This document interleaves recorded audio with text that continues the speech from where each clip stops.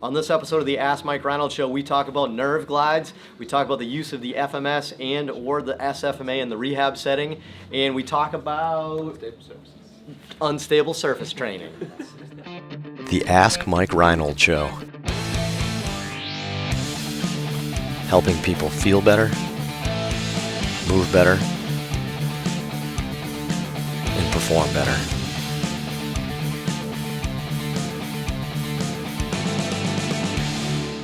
Welcome back, everybody, to the latest episode of the Ask Mike Reinold Show. We're up at Champion PT and Performance up in Boston, Massachusetts. We have Lenny Macrina, Mike Scaduto, Dave Tilley, and Dan Pope. Wow. I've never done that order before. Mike Reinold. We're gonna change the order up every time. It's a first out, inner last. Yeah, we're working on a math here, so. What's that called? That's called A foil. That's a foil? And a math problem. Algebra. Okay. That's how you expand your equation, right? If you're solving for x.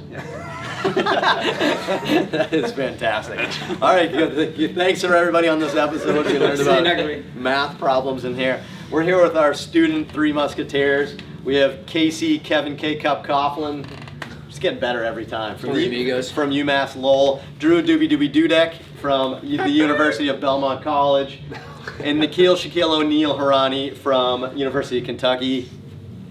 Wildcats. Who's going first? Drew Doobie Doobie Dudek. So I'm trying to make room. I don't know where to go. There's too many students. All right, so we have Devin from Philly. Hi, Mike. We are currently doing nerve compression lectures in school. When do you suggest doing a nerve gliding versus nerve stretch? Thanks. Love your podcast. Thank you. All right, so good question. When do you do nerve gliding versus nerve stretch in there? And this would be a good question. I will tell you, I am not the one to answer it. We can maybe talk about that afterward. But I don't know, who's got the most experience with nerve glide stuff or something? I'd like to hear what you guys learned in school, Mike. I know, Dan, you've practiced this quite a bit in your old job and stuff like that, in your old life. Back when you were more naive? No, I'm just kidding. Sorry. I'll go first. Oh, yeah, so what did you learn in school? I guess we learned that nerves sit within a sheath, right? And there's different factors that can influence how well the nerve slides within the sheath. So we learned different maneuvers on how to assess neural tension, specifically in the upper body, mostly.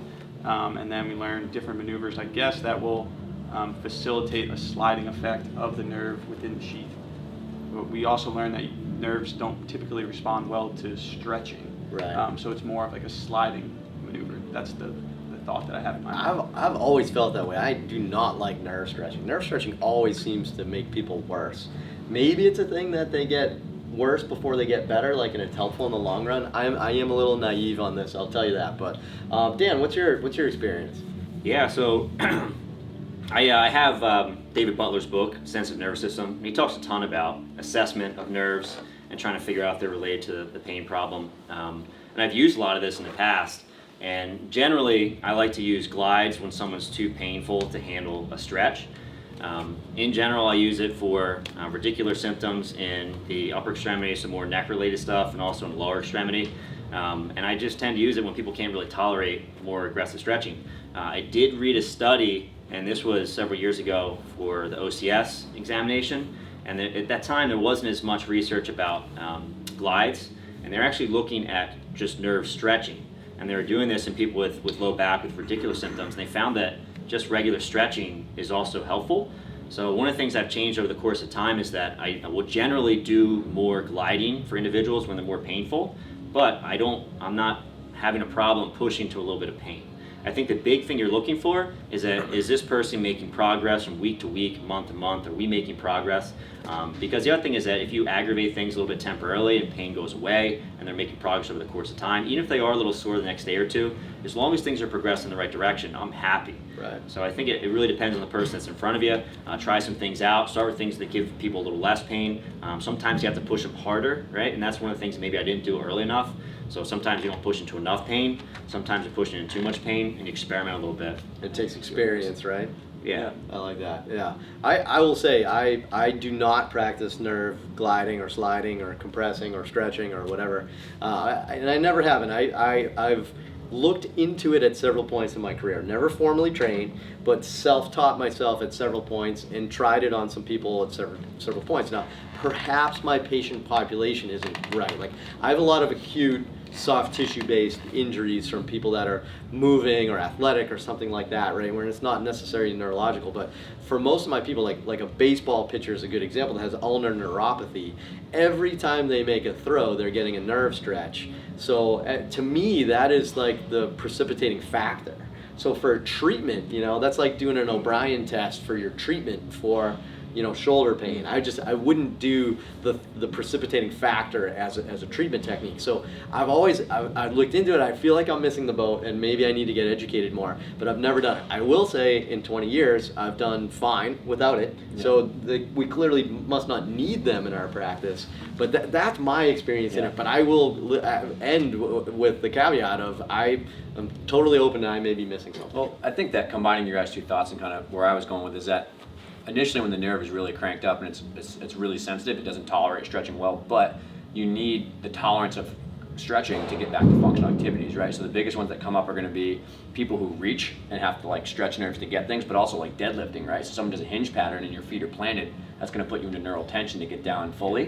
And I think that inherently you're probably exposing someone graded back to stretching of the nerve after they do something by throwing. A throwing program, when you don't throw as aggressively, 50% of a thrower distance-wise is not going to stretch the nerve as much. But as you open your throwing up more, as you deadlift lower to the ground, as you deadlift kind of more aggressively, I think you are exposing the nerve to a slowly graded stretch. Does the nerve, does it truly get tethered down or scarred down? Do we know that? I think the only time I've seen it is what in are low we back. doing? What do we think we're doing? Yeah, What I do we, was gonna say that as our understanding of pain science gets better, right, and we actually understand this a little bit more. The concept is quite biomechanical, right? It's like gliding, sliding versus a sensitization, like Mike kind of said. Like so, it's like putting those together. I don't know if we know an answer yet, do we? They talked about in the McKenzie courses that I took a couple of years ago when I was back. They said that like someone has like they have like a discectomy and like they have a lot of like scarring from the actual surgery and they don't move well. They don't go to PT. They don't really do any exercises. That has been shown on the second follow-up surgery to actually show tethered nerve, but that's like it was like 10% of all these cases, and it was really much less often than they thought. Yeah. So, but I think the neck too has a little bit, but it's not as bad as I think people think. Nice. All right. Yeah. Good. All right. What's next? Okay. Who's up? Ian from Fort Worth, Texas. Team, huge fan of the show. Huge. I'm a young therapist and I've only been working for 3 months. I'm currently at the General Ortho Clinic where they reimburse for CEUs. I just finished your shoulder course and I'm about to buy the knee seminar, but I've always wanted to be more familiar with general movement screens.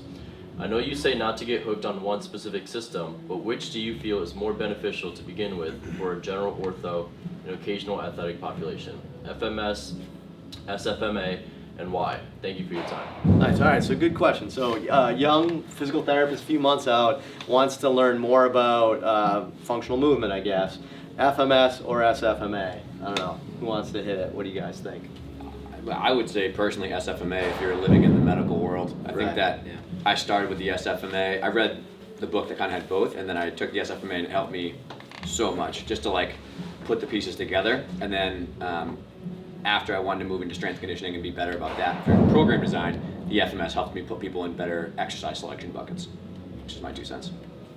Sure. Yeah, I would say no doubt SFMA. It's definitely been beneficial to me to kind of simplify the movement screen, and That's where Lenny and I met. that's where we met. But I think also just keeping in mind, not like you said, like we've said in the past, not to get bogged down in one system. So I think it's one small piece of the puzzle that you're using to assess them.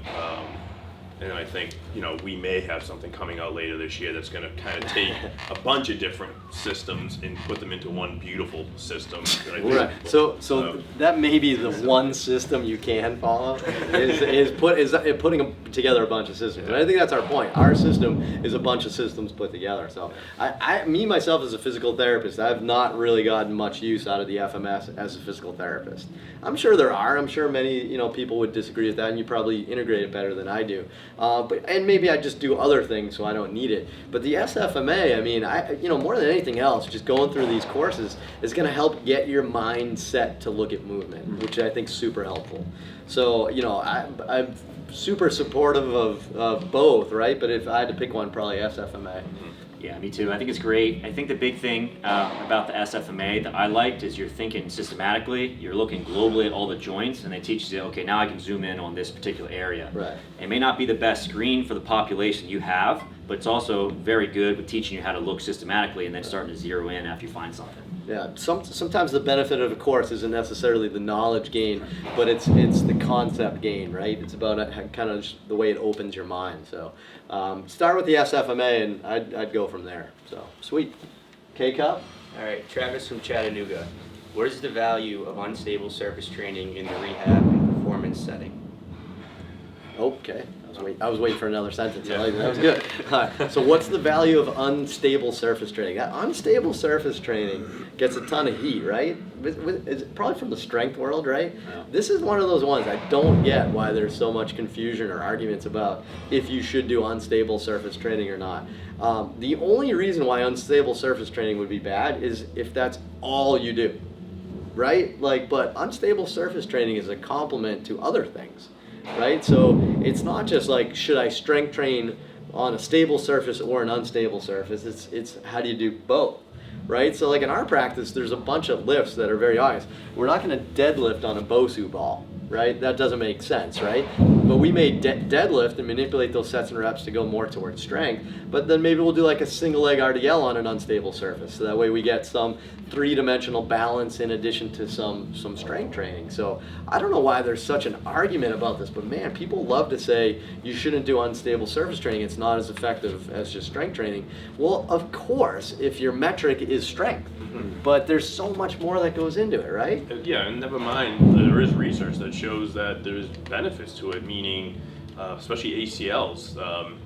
I think Lynn Snyder-Mackler and her group just put something out like recently that ACL rehab had improved outcomes long term if they incorporated like perturbation, neuromuscular type training versus not in like a ACL prevention group or ACL prevention type program after an ACL. So they incorporated neuromuscular type training in these ACLs. So never mind the upper extremity too is working on unstable surfaces. Somebody who has a loose shoulder or coming back from a Bankart repair, there is research that does show working on unstable surfaces is beneficial. So it depends on who you're seeing, but for me, I'm seeing a lot of post-op, I'm seeing a lot of ACLs.